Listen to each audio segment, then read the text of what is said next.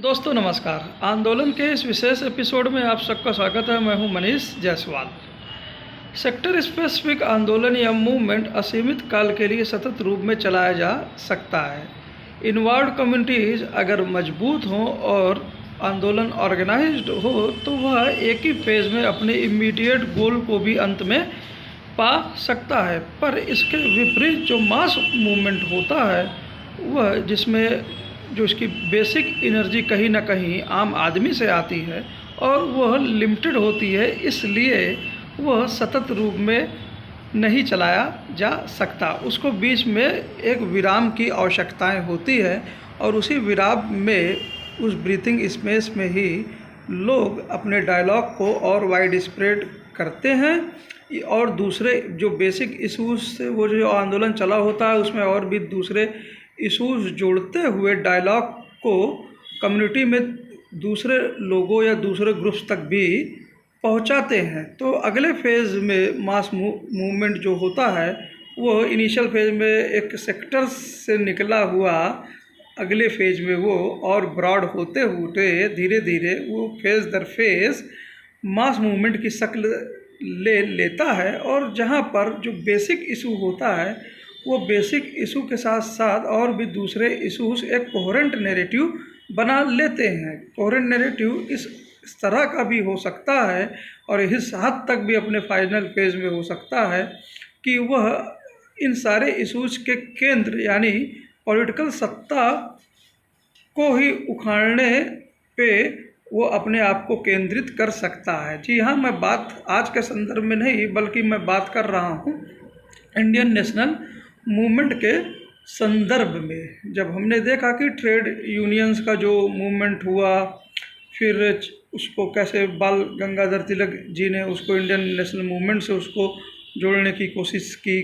किसानों का आंदोलन, चाहे खेदा हो, चंपारण हो, अहमदाबाद मिल्स का सेक्टर स्पेसिफिक आंदोलन हो, या इसके थोड़ा सा पूर्व जो स्वदेशी आंदोलन कपड़ों से रिलेटेड था, ये चीज़ें कहीं ना कहीं नॉन कोऑपरेशन मूवमेंट में आई, गांधीयन फेज में, फिर डांडी मार्च इत्यादि। और इसी के बीच आगे हम देखते हैं जो सत्ता होती है कंस्ट्रक्टिव जो कंस्ट्रक्टिव वर्क होता है वो कभी कभी सत्ता भी करती है। जैसे 30 के दशक में कांग्रेस मिनिस्ट्रीज की अगर हम बात करें, और अंत में ये जो मूवमेंट बनता है वह पॉलिटिकल सत्ता के खिलाफ ही बन जाता है। जी हाँ, अंग्रेज़ों भारत छोड़ो आंदोलन के रूप में, डू और डाई मूवमेंट के रूप में अपने फाइनल फेज में। तो उस संदर्भ की मैं बात कर रहा हूँ। अगर आज के संदर्भ में आप इसको देख रहे हैं तो ये आपकी गलती है, हमको जिम्मेदारी इसके मत दीजिएगा। अच्छा ये भी हम देखते हैं कि जो मास मूवमेंट होता है तो वो, अगर इसको थोड़ा सा एक एग्जांपल मैं इमरजेंसी के दौरान भी लेना चाहूँगा। जब इमरजेंसी के दौरान भी एक गुजरात से चला एक जो मेस का मूवमेंट था, फीस बढ़ गई थी, हॉस्टल का मूवमेंट था, वो कैसे आगे चल के एक मजबूत सत्ता के खिलाफ मास मूवमेंट में बदल गया था। तो हम ये भी देखते हैं कि सत्ता जितनी मजबूत होती है, जितने उसके पास फोर्स के इंस्ट्रूमेंट होते हैं, उतने ही चांसेस होते हैं कि एक छोटा सा सेक्टर स्पेसिफिक मूवमेंट जन्म ही नहीं लेता, वो डेवलप भी होता है, ब्रॉड भी होता है और दूसरे मुद्दों को एकत्रित करता है और अंत में मास मूवमेंट भी बन जाता है।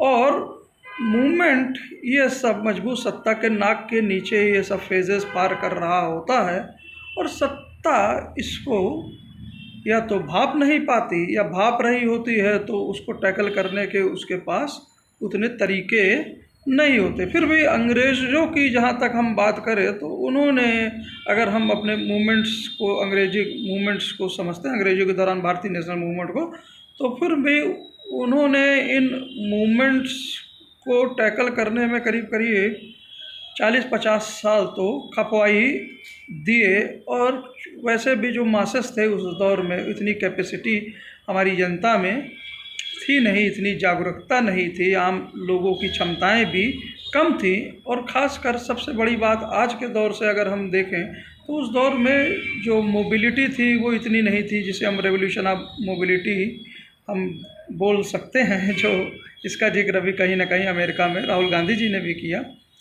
रेवोल्यूशन ऑफ इंटरकनेक्टेडनेस, मतलब जो कनेक्टिविटी है, जो संचार है, टेक्नोलॉजी है, इनसे रिलेटेड चीज़ें भी हम उस दौर में इतनी नहीं थी आज के संदर्भ में अगर हम बात करें।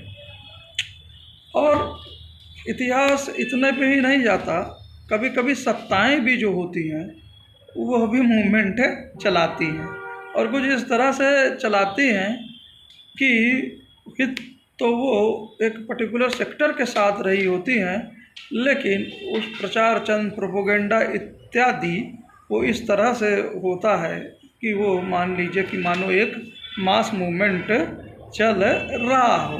खैर, आंदोलन कुछ भी हो, चाहे सेक्टर स्पेसिफिक हो या मास मूवमेंट हो, लेकिन हर एक आंदोलन को सत्ता है कुछ फेजेस कुछ अपने नज़रिए से देखती है। जैसा कि विनोद अग्निहोत्री साहब ने, जो वरिष्ठ पत्रकार हैं और सलाहकार संपादक अमर उजाला के हैं, जिन्होंने आलोक अद्दा जी के प्रोग्राम सत्य हिंदी पे जिक्र किया कि सत्ता पहले आंदोलनों को इग्नोर करती है, उस तत्पश्चात उसको बदनाम,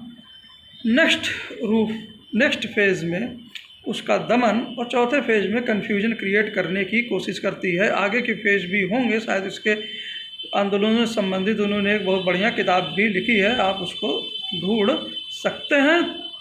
और कभी कभी आंदोलन जो होता है वो प्रतिरोध के तौर पे भी हो सकता है, और कभी कभी आंदोलन पूरी तरह शुरुआती फेज़ में गैर राजनीतिक भी हो सकता है, और किसी के विरुद्ध ना होकर किसी को जोड़ने के साथ, लोगों को जोड़ने के माध्यम से भी वो चालू हो सकता है। आगे वो मास मूवमेंट का रूप भी ले सकता है। हाँ, मेरा इशारा कहीं ना कहीं आप समझ रहे होंगे, भारत जोड़ो यात्रा के रूप में। तब तक मनीष जायसवाल को दीजिए इजाज़त, मिलते हैं नेक्स्ट एपिसोड में। हाँ, इस चीज़ को आप ये समझ सकते हैं कि जो मूवमेंट है वो अपनी पावर जो है वो धीरे धीरे छोटी छोटी जो पावर होती है उसको धीरे धीरे मासेस और डेवलप करते जाते हैं, और पावर एक बड़ी पावर में हो जाती है, और वो बड़े से बड़े फोर्स को ओवरकम भी कर जाती है। तब तक मनीष जायसवाल को दीजिए इजाज़त, मिलते हैं नेक्स्ट एपिसोड में, जहां हम रुपये डॉलर के बीच के फ्यूचर संबंध को समझ सकते हैं। तब थैंक यू सर।